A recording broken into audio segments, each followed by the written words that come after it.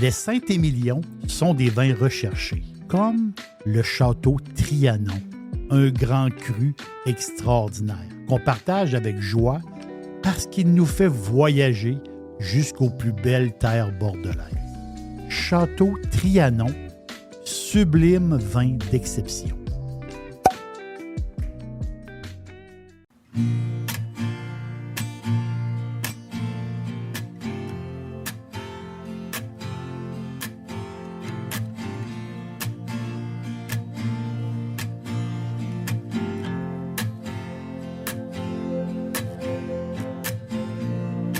We don't follow any kings. We can ride and we can sing.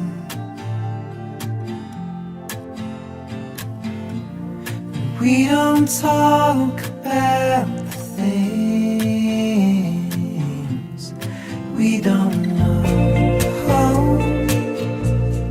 We don't know. We don't know.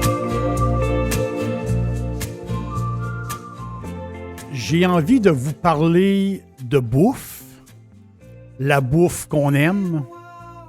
Vous le savez, l'aubergiste adore boire, mais adore manger. J'adore la bouffe. J'adore préparer la bouffe. C'est mon métier aussi. C'est mon métier de cuisinier. C'est un métier extraordinaire, cuisinier, vraiment. Mais aujourd'hui, j'ai le goût de faire comme une petite tournée un peu. Une petite tournée de la bouffe qu'on aime, mais il y a plus que ça dans la nourriture. Des fois, il y a quelque chose qui nous rappelle des choses, justement. Je commence mon histoire, je vous parle de Marcel Proust. Marcel Proust, c'est un auteur français de renom. C'est un romancier, c'est un poète. Puis lui, il traitait dans ses livres, il parlait beaucoup des choses ironiques. Il était très ironique.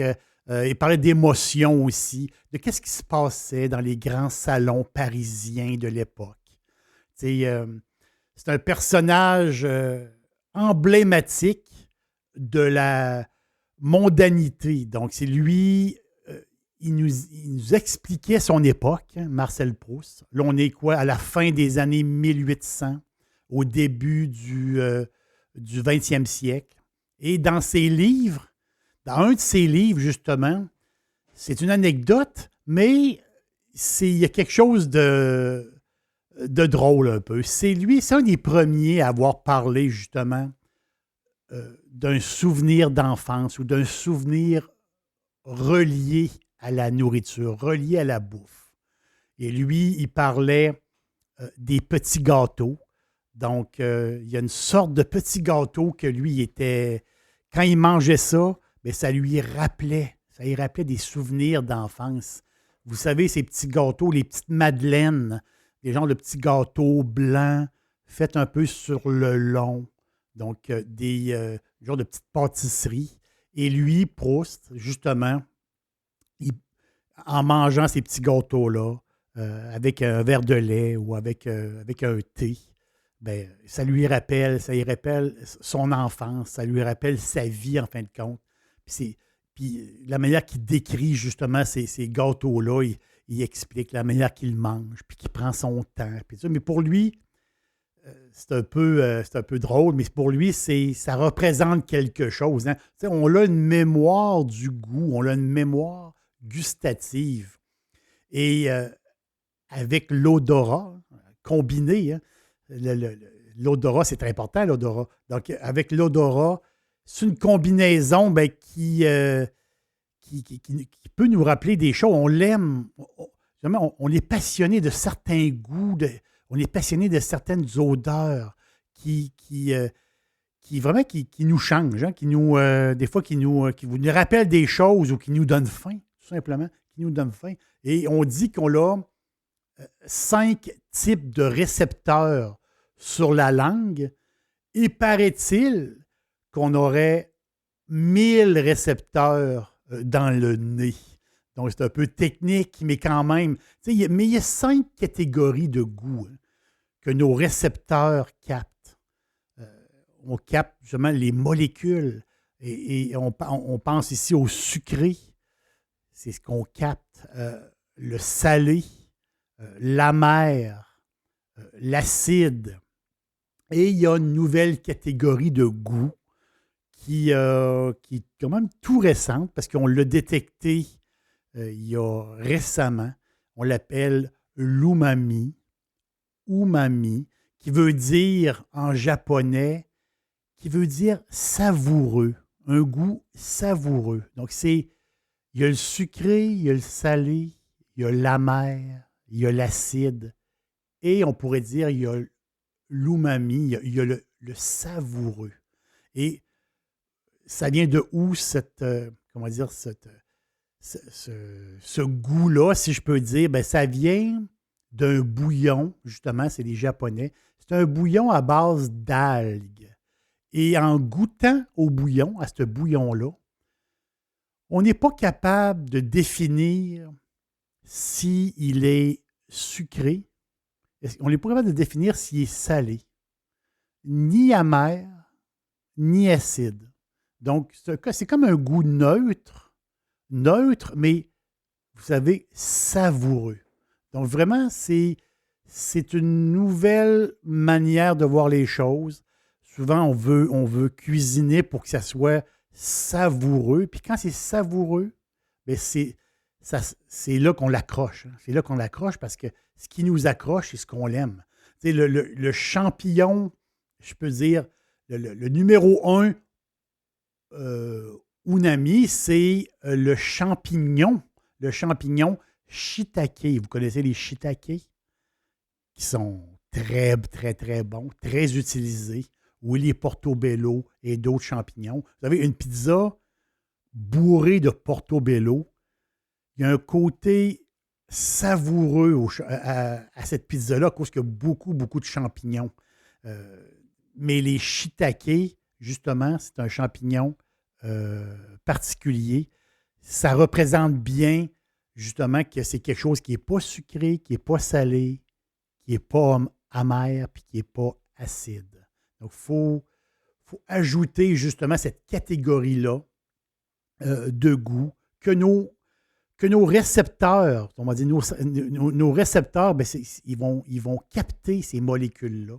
Et j'aime beaucoup, justement, ce côté savoureux qu'on a ajouté, justement, au goût. C'est que ça soit agréable ou désagréable, ben cette mémoire gustative-là, cette mémoire olfactive-là, ben on remonte très loin, on peut remonter très, très loin dans nos souvenirs.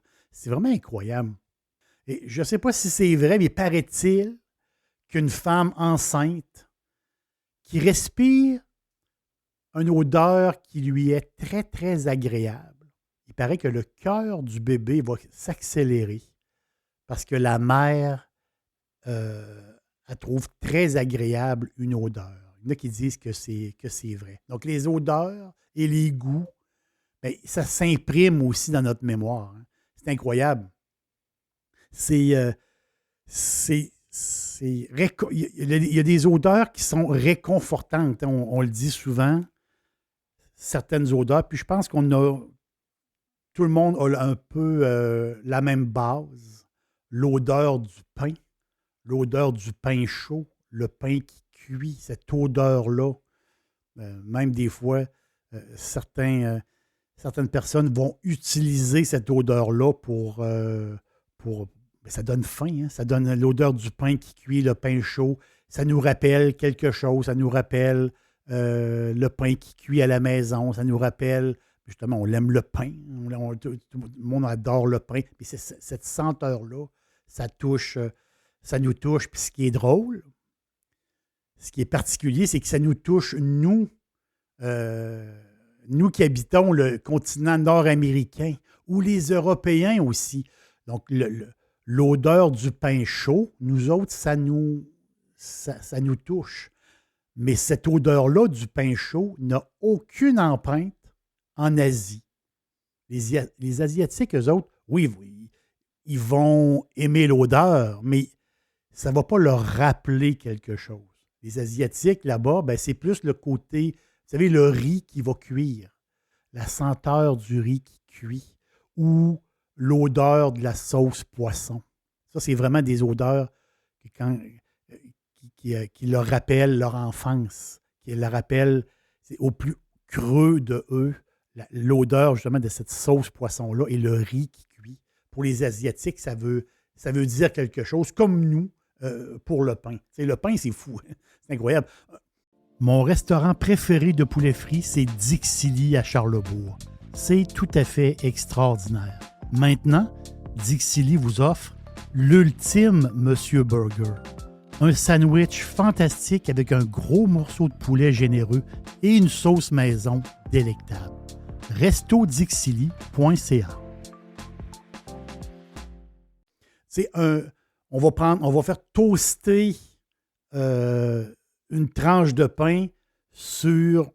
Il y a le pain qui cuit en tant que tel, mais si on prend une tranche de pain ensuite, puis on la fait toaster, l'odeur des toasts. Mais ou on la fait toaster de différentes façons sur un poêle à bois.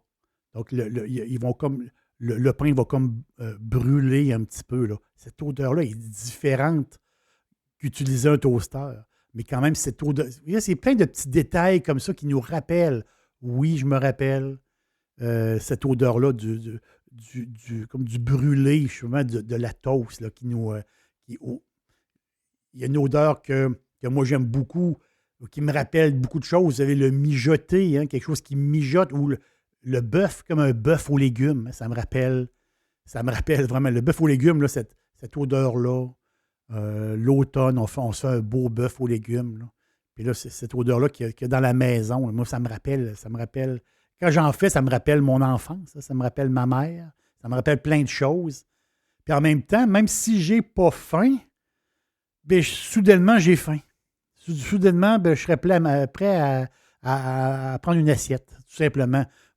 L'odeur que tout le monde adore, le bacon qui cuit, c'est le plus agréable.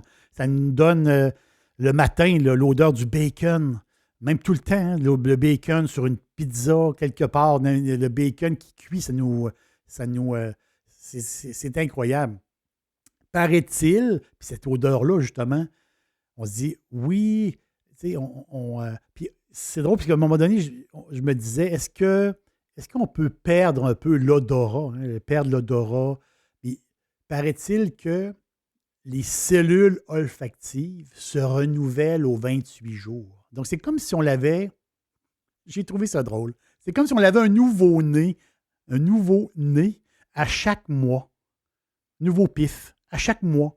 J'ai trouvé ça vraiment, vraiment, vraiment comique. Puis, c'est sûr que quand on parle de nez et d'odorat, ben, c'est 95% le goût, on a besoin de notre nez. Hein. Ça représente 95% la combinaison entre le goût et ce qu'on a dans la bouche et notre nez. Hein. On fonctionne ensemble. Imaginez cette pizza. Moi, c'est mes souvenirs, là, cette pizza qui cuit dans le four. Tu sais, le mélange de la pâte à pizza qui va brunir sur une plaque d'un four à pizza. Et la garniture, justement, un peu grasse, un peu huileuse, le pepperoni, la garniture qui va comme fondre avec le fromage. Mais cette odeur-là, moi, c'est ma vie, là. Vous le savez, c'est ma vie. Mes parents avaient une pizzeria, donc moi, j'ai passé ma vie avec l'odeur, justement, de cette pizza-là, cette odeur-là qui me rappelle bien des choses. Quelque chose que je trouve formidable aussi. Une shop de bagels, donc une place qui vont faire des bagels. Ça n'a pas la même odeur que le pain. Donc, les bagels, tu es sur le trottoir, puis tu sens cette odeur-là des bagels. C'est sûr que c'est impossible de ne pas s'y arrêter. Là. C'est impossible de ne pas entrer dans le commerce et de s'acheter un 6 bagels. C'est impossible. Ça sent trop bon, c'est extraordinaire. Et ça, c'est drôle parce que quand on en parle à des amis, quand on en parle, on parle justement du fameux food craving, le désir irrésistible de manger. Il y a ça aussi, dans le sens que, oui, on a des souvenirs, mais en même temps, on a comme des genres de crises. On a comme des genres de goût qui nous arrivent. Puis là, il faut absolument, absolument se satisfaire. Ou on y pense tout le temps, tout simplement. Pour certains, c'est le chocolat. Le chocolat qui est très populaire. Ou les croustilles, justement, les chips. Un de mes amis, c'est drôle parce qu'un de mes amis me parlait de smoke meat. Lui, c'est, à un moment donné, fan de smoke meat, mais à un moment donné, ben, il l'oublie. Mais là, par lui-même, on ne sait pas pourquoi, par lui-même, en pensant ou en voyant une image de smoke meat, ça lui rappelle l'odeur du smoke meat. Et là, il se dit, oh, il faut que dans les prochains jours, j'aille manger un bon smoke meat. Il faut absolument. J'ai comme une espèce de goût là, qui revient. Mais c'est drôle parce que ce goût-là, tu ne l'oublies jamais. Jamais tu vas l'oublier. C'est ça qui est particulier. C'est ancré. C'est un goût qu'on ne peut jamais oublier. Pourquoi? Parce qu'on l'adore. Parce qu'on l'adore, cette bouffe-là. Si je vous dis, vous allez rire un petit peu, si je vous dis que moi, c'est les huîtres. Donc, moi, je suis un fan fini d'huîtres. Et on sait qu'il y a des époques de l'année où c'est le temps des huîtres et des époques que ce n'est pas le temps des huîtres, même si on peut s'en procurer à l'année. Mais moi, il m'arrive justement un genre de craving, un genre de désir irrésistible de manger des huîtres et ça va me pogner comme ça. Tu sais, les huîtres, pour moi, c'est comme embrasser la mer. Là. Des huîtres, là, c'est justement, on dit que j'ai besoin de la mer à un moment donné. Donc, j'ai besoin de manger des huîtres. C'est un peu spécial. Il y a aussi mon amoureuse. Elle, c'est drôle parce que c'est très, très simple. Hein, puis c'est un mélange, justement, de souvenirs d'enfance et d'odeur et de goût et d'ambiance quand elle était petite. Pour lui faire plaisir, ses parents l'amenaient au petit casse-croûte qui n'était pas très, très loin ou d'où ce qu'elle demeurait. Et le petit casse-croûte, pour lui faire plaisir, ben, c'était un frite avec un Coca-Cola. Donc ça, quelque chose de très, très simple, un frite. Mais vous savez, les frites qui sont les frites de casse-croûte, là, les frites dans un petit sac brun, là, un peu huileux. Et là, elle va rajouter un peu de vinaigre dessus, du sel. C'est tout. Ça avec un cola, puis c'est le bonheur. C'est aussi simple que ça, c'est drôle, mais c'est ça. Là-dedans, ben, il y a la satisfaction, oui, mais il y a le souvenir aussi. Mais c'est ça qui est incroyable par rapport à la nourriture. Puis je vous quitte avec une adresse. Je vous donne une adresse. Puis, un peu comme Marcel Proust. Donc, Marcel Proust avec ses fameux gâteaux Madeleine, les petits gâteaux Madeleine. Pourquoi on les appelle les Madeleines? Parce que justement, ben, la dame qui fabriquait les gâteaux dans le livre de Proust, ben, elle s'appelait Madeleine. C'est pour ça que ces petits gâteaux-là existent depuis le livre, en fin de compte, depuis Marcel Proust et ses écrits. Donc, les petits gâteaux Madeleine qui représentent pour moi quelque chose aussi, comme Marcel Proust, parce que je vais toujours reconnaître le goût des petits gâteaux Madeleine. Il y a quelque chose comme... C'est des petits gâteaux, même des fois, ils sont un petit peu secs, mais c'est pas grave, c'est le goût de ce petit gâteau-là. Mais c'est pas n'importe quelle Madeleine. Et c'est là mon adresse. Mon adresse à vous, c'est une destination. Donc, on s'en va, vous le savez où, hein? On s'en va en Espagne. La merveilleuse ville de Ronda. Ronda, qui était extraordinaire, extraordinaire. Il faut passer quelques jours à Ronda. Fantastique, en Andalousie. Et là, juste là, à une des entrées de la ville, il y a un couvent.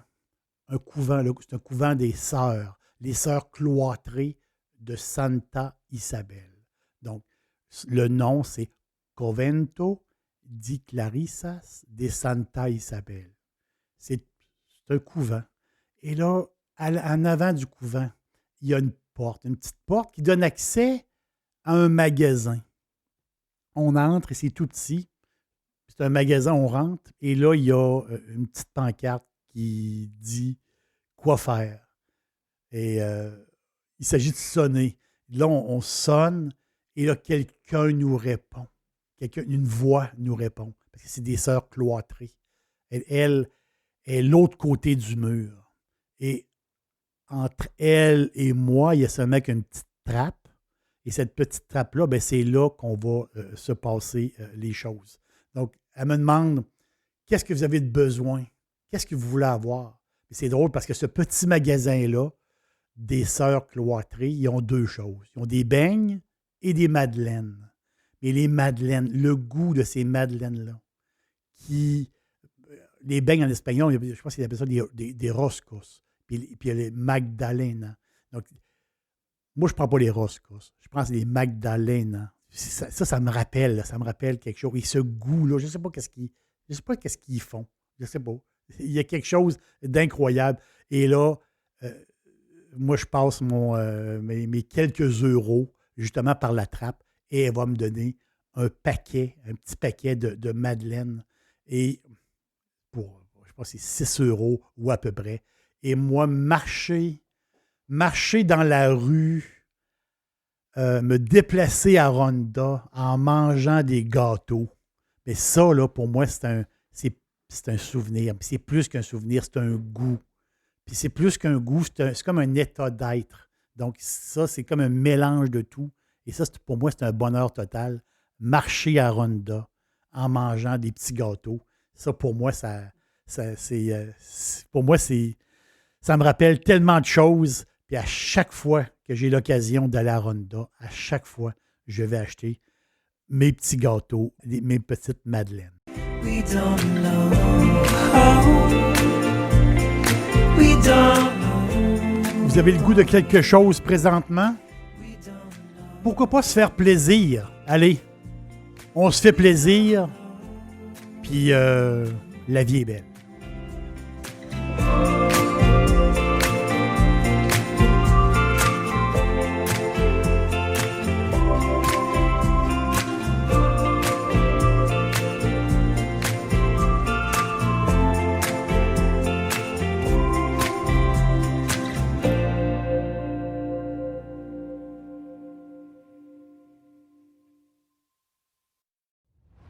J'adore cuisiner et c'est toujours facile avec Fireburn. Les sauces barbecue, les épices, les condiments, comme la meilleure moutarde baseball. Et j'ajoute toute la gamme des sauces piquantes. Tous les jours, c'est parfait en supermarché ou sur firebarns.com.